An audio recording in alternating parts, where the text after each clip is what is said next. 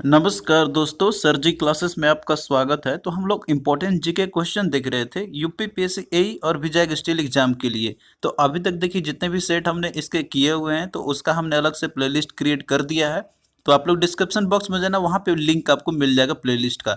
तो वहाँ से जाकर आप लोग प्रीवियस सारे सेट्स को आप लोग देख सकते हैं, जिसमें कि हमने इंपॉर्टेंट जीके के क्वेश्चन हमने डिस्कस किया और साथ में उनसे रिलेटेड इंपॉर्टेंट और भी जो एडिशनल पॉइंट्स है तो वो भी हमने डिस्कस किया हुआ है। और देखिए हमने आपके एग्जाम के प्रिपरेशन के लिए जो है अलग से एक करंट अफेयर का और एक इंपॉर्टेंट जीके टॉपिक्स का और साथ में इंग्लिश का जो है हमने पीडीएफ तैयार किया हुआ है, जो कि हमने इसी एग्जाम को देखते हुए बनाया हुआ है। तो सभी का लिंक आपको डिस्क्रिप्शन बॉक्स में आपको मिल जाएंगे, तो वहां जाके आप लोग उसे बाय कर सकते हैं। तो चलिए स्टार्ट करते हैं हम लोग आज का सेशन।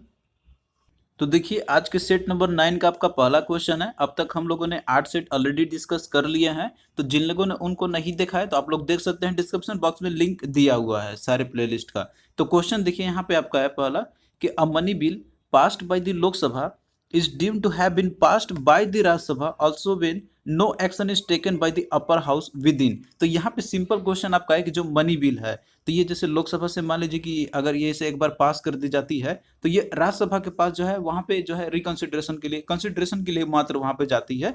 तो वहाँ पे मान लीजिए कि जैसे अपर हाउस को ये टाइम दी जाती है कि आपको जो है इतना दिन तक का समय दिया जाता है कि आप इस पे देखिए इसको, और वहाँ पे मान लीजिए कि वो पास करे या ना करे उससे कोई लेना देना नहीं होता है मनी बिल का। तो मनी बिल जो है कॉन्सेप्ट आपको सिर्फ ये लोकसभा में ओरिजिनेट होती है, और अगर लोकसभा ने इसे पारित कर दिया तो ये जो है समझिए कि ये पास हो चुका है। वो चाहे राज्यसभा इसे रिजेक्ट करे या फिर उसे एक्सेप्ट करे, तो उसके लिए देखिए एक टाइम लिमिट दी जाती है जो कि होता है 14 डेज का। यानी कि 14 डेज का टाइम दिया जाता है राज्यसभा के पास कि वो जो है इतना दिन के अंदर में उसे देखे और उसके अंदर में जो भी कुछ भी अगर रिकंसिडरेशन करना हो या फिर कुछ रिकमेंडेशन देना हो तो वो कर सकती है। लेकिन ये बाइंडिंग नहीं होता है कि वो जो है उसे एक्सेप्ट करे या ना करे। यानी कि लोकसभा अगर उसने एक बार पारित कर दिया तो वो जो है पास हो जाती है। तो ये होता है टाइम ड्यूरेशन 14 डेज का। तो ऑप्शन सी जो इसका करेक्ट आंसर आपका हो जाएगा। 14 डेज के अंदर में जो है राज्यसभा को इसके ऊपर में कोई ना कोई एक्शन लेनी होती है, और अगर वो ले या ना ले इससे कोई लेना देना नहीं होता है। अगर लोकसभा से पास हो गई है तो वो पास हो जाती है ऑलरेडी।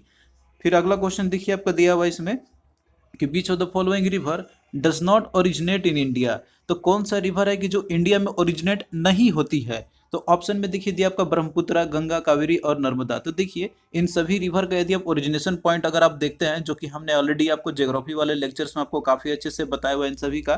तो जो ब्रह्मपुत्र नदी है तो ये देखिए इसका जो ओरिजिनेशन पॉइंट है तो ये है मानसरोवर लेक, जो कि तिब्बत में है, और वहां से वो सांगपो नदी के नाम से फ्लो करती है। और फिर अरुणाचल प्रदेश में इसका जो फ्लो पैटर्न है तो वो चेंज हो जाती है, और असम में इसका नाम पड़ता है ब्रह्मपुत्र। तो इसमें से जो ब्रह्मपुत्र नदी आपका है तो यही जो है इसकी ओरिजिनेशन पॉइंट इंडिया में नहीं है। तो राइट आंसर आपका ऑप्शन ए हो जाएगा यहाँ पे। और बाकी जितनी भी नदियां यहाँ पे दिया ऑप्शन में जो आपका यहाँ पे जैसे गंगा नदी है, तो गंगा नदी का जो ओरिजिनेशन पॉइंट इसका है तो वो है गंगोत्री ग्लेशियर, जो कि उत्तराखंड में है।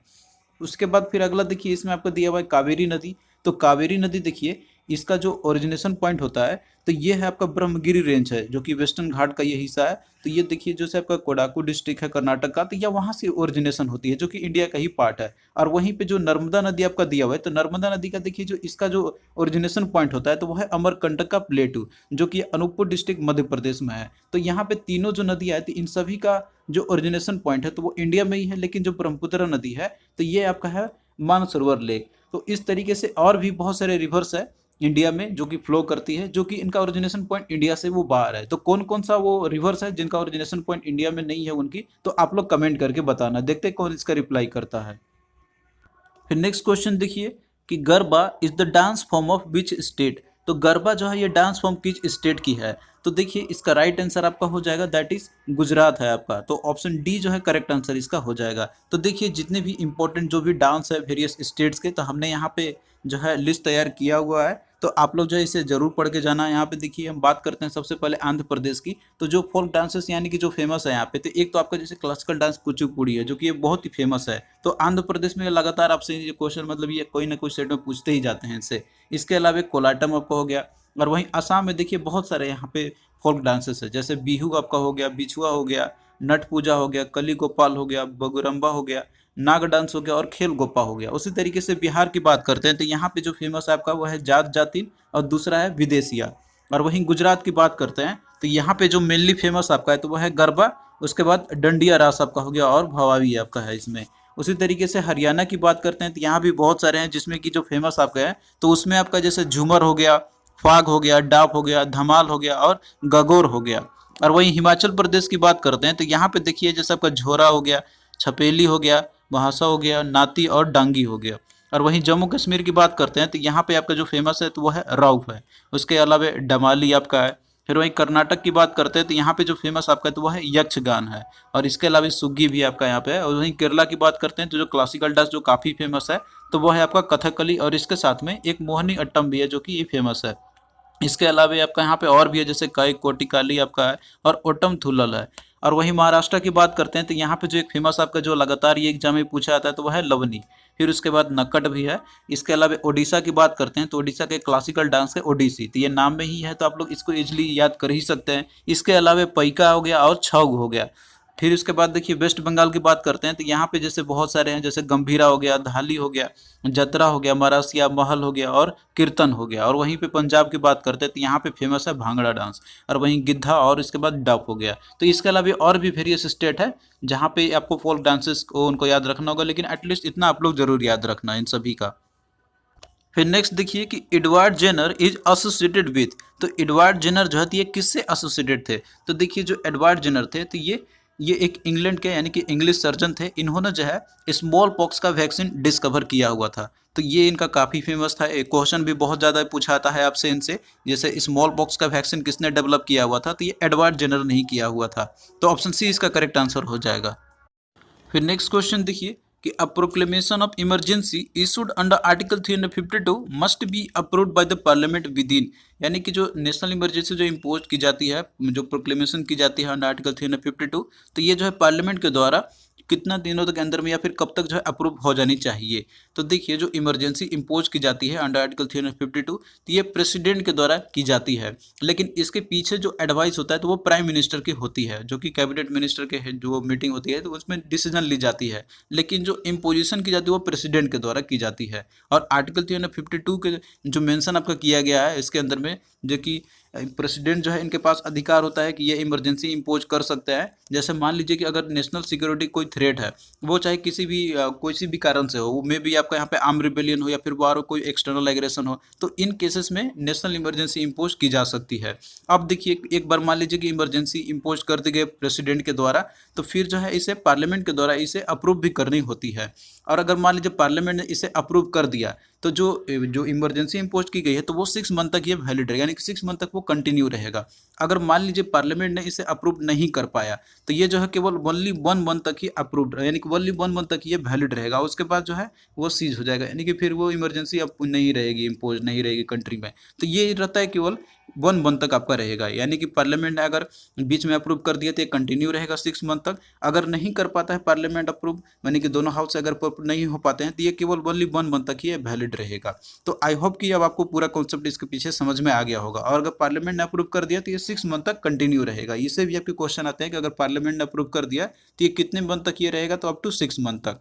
और उसके बाद फिर से अगर कंटिन्यू करना है तो फिर से पार्लियामेंट को अप्रूव करनी होती है। और बीच में जैसे मान लीजिए कि प्रेसिडेंट के पास ये अधिकार होता है कि वो बीच में इसे रिवोक भी कर सकते हैं। तो इस बात पर भी आप लोग ध्यान देना। फिर नेक्स्ट देखिए कि in 1829 which governor general prohibited the practice of sati. यानी कि जो प्रैक्टिस पहले जो फॉलो किया जाता था सती का, तो कौन से गवर्नर जनरल ने इसे प्रोहिबिट किया था? तो इसका देखिए राइट आंसर है option C, that is Lord William Bentinck. तो ये गवर्नर जनरल थे उस समय के, इनका कार्यकाल रहा था 1828 से लेके 1835 तक। तो इन्होंने जो है रिचुअल जो फॉलो किया था सती का, जिसमें कि जो भी विधवा औरतें हुआ करती थी पहले, या फिर जो भी उनके हस्बैंड मर जाते थे तो उनको जो है साथ में जला दिया जाता था। तो ये जो रिचुअल्स था इनको इन्होंने बैन किया हुआ था। इन्होंने एक्ट पास किया हुआ था उस समय, सती प्रोहिबिशन एक्ट का। तो उसी के तहत जो है ये प्रैक्टिस को प्रोहिबिट किया गया था by governor general Lord William Bentinck. तो इसी तरीके से देखिए और भी बहुत सारे क्वेश्चन आपके पूछे आते हैं, जितने भी गवर्नर जनरल है या फिर और भी जो जो वायसराय थे इंडिया में, जो जब ब्रिटिश का शासन चल रहा था इंडिया में, और उन्होंने जो उनके दौरान क्या क्या मेजर इवेंट्स हुए थे, तो उनसे लगातार आपके क्वेश्चन पूछे जाते हैं। तो हमने जो है पीडीएफ में ये सारे कुछ इंक्लूड किया हुआ, जो हमने इंपॉर्टेंट जगह टॉपिक्स का जो बनाया हुआ पीडीएफ हमने। फिर नेक्स्ट देखिए कि इन 1990 which district of Kerala become the first fully literate district of India, यानी कि कौन सा डिस्ट्रिक्ट है केरल का जो कि पूरी तरीके से लिटरेट डिस्ट्रिक्ट बन गया था इंडिया का, यानी कि ये पहला ऐसा लिटरेट डिस्ट्रिक्ट था फुल्ली तरीके से, और ये पीरियड था 1990 समय का।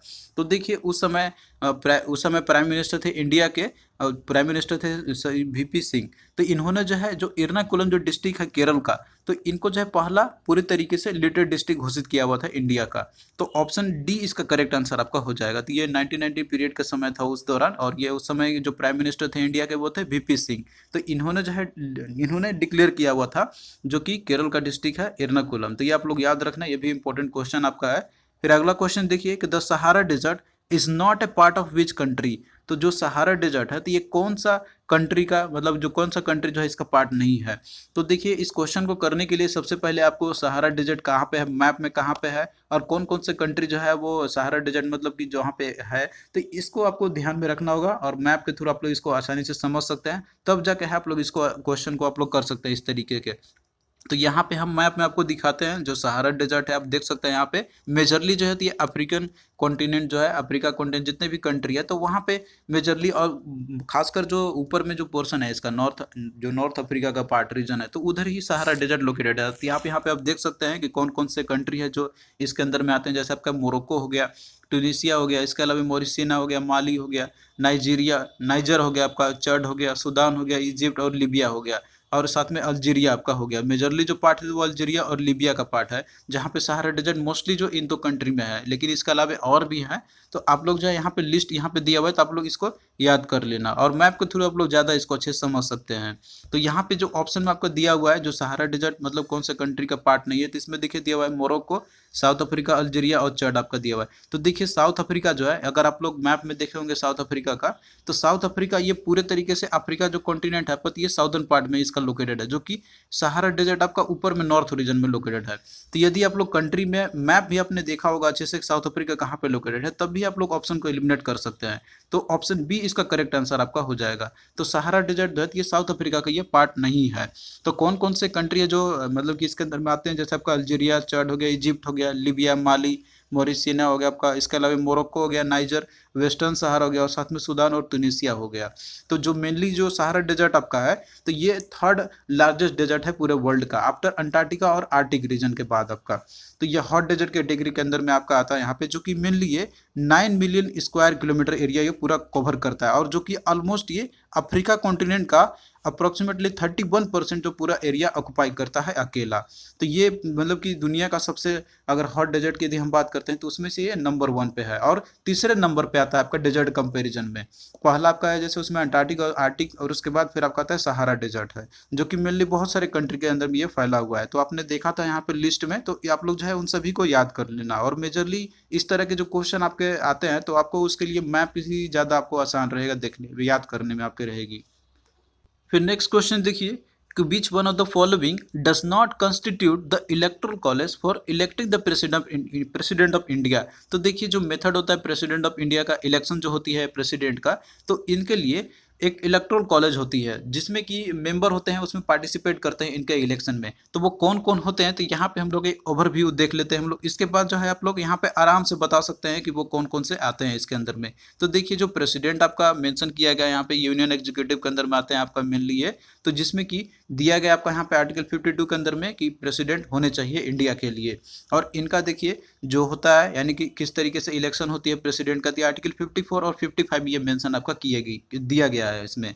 और जो इनका इलेक्शन होता है तो वो इनडायरेक्ट इलेक्शन होती है, यानी कि इसमें डायरेक्टली पीपुल इलेक्ट नहीं होते हैं इसके अंदर में। पीपुल मतलब डायरेक्टली इलेक्शन वोट नहीं करते हैं, उनके द्वारा जो चुने गए जो उम्मीदवार आते हैं वो करते हैं। दैट मीन्स कि जो एमपी या फिर एमएलए जो होते हैं तो वो उनका इलेक्शन में पार्टिसिपेट करते हैं, लेकिन वो चुने होते हैं लोगों के द्वारा ही, तो इसीलिए इनका इनडायरेक्ट इलेक्शन होता है, यानी कि इनडायरेक्टली इलेक्ट किया जाता है पीपुल के द्वारा। तो इसमें जो इलेक्टोरल कॉलेज होती है इनकी, जिसमें कि ये मेंबर रहते हैं आपके, तो यहाँ पे आप लोग ध्यान रखना यहाँ पे, तो दोनों हाउस के जो इलेक्टेड जो मेंबर होते हैं, यानी कि जो भी एमपी होते हैं, जो अपर हाउस का हो गया या फिर जो लोअर हाउस का आपका हो गया, लोकसभा राज्यसभा का है, तो उन सारे इलेक्टेड मेंबर्स इसमें होते हैं। यहाँ पे ध्यान रखना आप लोग, यहाँ पे इलेक्टेड मेंबर दोनों हाउस ऑफ द पार्लियामेंट के, लोकसभा और राज्यसभा दोनों के, और इसके साथ में जो इलेक्टेड मेंबर होते हैं लेजिस्लेटिव असेंबली के हर एक स्टेट का, तो जितने भी स्टेट के अंदर में जो विधानसभा होती है लेजिस्लेटिव असेंबली, तो उनके जितने भी इलेक्टेड मेंबर होते हैं यानी कि जो एमएलए होते हैं वो सभी पार्टिसिपेट करते हैं। इसके अलावे दिल्ली और पुडुचेरी में भी देखिए यहाँ पे भी लेजिस्लेटिव असेंबली है, तो ये भी आपका यूनियन टेरिटरी आपका है दोनों, लेकिन यहाँ पे भी जो है लेजिस्लेटिव असेंबली है, तो इनके भी इलेक्टेड जो मेंबर होते हैं तो वो भी इसमें पार्टिसिपेट करते हैं। तो जो इलेक्टोरल कॉलेज होता है प्रेसिडेंट का, जो कि इलेक्शन में पार्टिसिपेट करते हैं, तो वो आपका हो जाएगा elected member of both house of the parliament यानी कि लोकसभा राज्यसभा, और साथ में स्टेट के अंदर में जो लेजिस्लेटिव असेंबली है तो उसके इलेक्टेड मेंबर, और साथ में दिल्ली और पुडुचेरी के जो इलेक्टेड मेंबर जो होते हैं लेजिस्लेटिव असेंबली के, तो ये सारे पार्टिसिपेट करते हैं यहाँ पे। तो इस बात को आप लोग ध्यान रखना है यहाँ पे कि जो लेजिस्लेटिव काउंसिल होते हैं तो वो उसके जो मेंबर होते हैं तो वो पार्टिसिपेट नहीं करते हैं इसमें। तो आई होप कि अब आपको क्लियर हो गया होगा इसके रिगार्डिंग। तो यहाँ पे देखिए जो ऑप्शन में आपका दिया हुआ है कि कौन जो है कॉन्स्टिट्यूट नहीं करता इलेक्टोरल कॉलेज का, तो इसमें देखिए ऑप्शन में दिया हुआ है कि elected member of the Rajya Sabha, तो ये तो करते ही है। इलेक्टेड मेंबर ऑफ लोकसभा ये भी करते हैं इसमें। इसके अलावा देखिए इसमें आपका दिया हुआ है elected member of legislative assembly of each state, तो ये भी आपका है कि ये भी पार्टिसिपेट करते हैं। लेकिन डी में आपका दिया हुआ है कि elected member of the legislative council, तो ये आपका रॉन्ग दिया हुआ है। लेजिस्लेटिव जो काउंसिल के जो मेंबर होते हैं तो वो इसमें पार्टिसिपेट नहीं करते हैं, इलेक्टोरल कॉलेज का वो हिस्सा नहीं होते हैं प्रेसिडेंट का इलेक्शन के लिए। तो ऑप्शन डी करेक्ट आंसर इसका हो जाएगा आपका। तो ये सारा चीज़ हमने पॉलिटी वाले क्लास में भी आपको अच्छे से बताया हुआ है, वहाँ पे डिटेल में हमने सारे कुछ आपको समझाया हुआ है। अगर आपने उसे अच्छे से देखा होगा तो आपको हर एक टॉपिक पॉलिटी का आपका क्लियर हो गया होगा।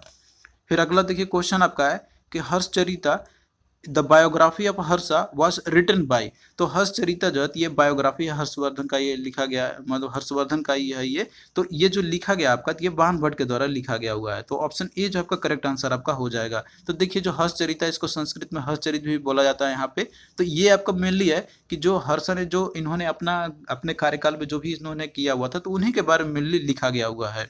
जो इम्पेरर हर्ष थे तो ये लिखा गया है, बाण भट्ट जी के द्वारा लिखा गया हुआ है यहाँ पे, और इनको बोलाता था बाना भी बोला था, जो कि ये संस्कृत एक राइटर में, जो संस्कृत के एक राइटर थे अराउंड 7th सेंचुरी, जो कि आपका उस कार्य का उस दौरान ये रहे थे उस समय। और इनको देखिए अष्टधान कवि भी बोला जाता था, यानी कि अष्टान कवि भी बोला जाता था, जिसका मतलब होता है कि ये हर्षा के कोर्ट पोएट थे। तो इस तरीके से देखिए, और भी आपसे एंसेंट बुक आपसे पूछे जाता है बुक्स एंड ऑथर्स का, जो कि हिस्ट्री से रिलेटेड आपका है, तो क्वेश्चन में इस पे आपसे आता है, तो आप लोग यहाँ भी लिस्ट आप लोग देख लेना, जिसमें कि आपका दिया हुआ है मुद्रा राक्षस, तो इसके जो ऑथर है तो वह है विशाख दत्त है। फिर वहीं देखिए पद्मावत है, तो इसके जो ऑथर है तो वह है मलिक मोहम्मद जैसी। इसके अलावा और देखिए जो अभिज्ञान शकुंतलम है, तो इसके जो ऑथर है वह कालिदास। जो बुद्ध चरिता है तो इसके ऑथर है अश्वघोष। अर्थशास्त्र के जो ऑथर है तो वह कौटिल्य।